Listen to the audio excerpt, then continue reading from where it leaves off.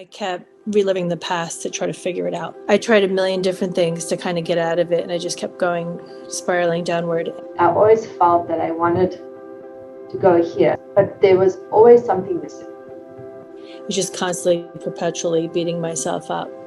And I need to take ownership for it, and then I need to fix it. When that resistance showed up, it scared the shit out of me. I felt stuck for so long where I'm at. And so I was searching and wanting something different. It's been a lifetime of not feeling supported.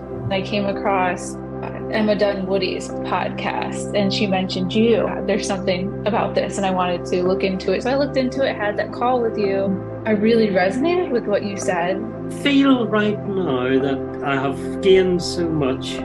I have so much to settle in and make work. All these tools helped tremendously. Maybe viewing my past from that perspective has been really powerful. I don't need to go back and relive the past over and over and over. Beautiful areas in life that I would love to investigate, and I hope I can. And I think you can help me with some. I feel more alive. I don't feel like a victim of my life. I feel like I'm more connected with my higher self.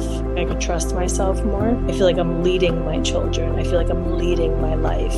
That's my why of why I'm doing everything. Mantra that I say every morning that reminds me what I'm doing and why I'm doing it. That's what I wanted.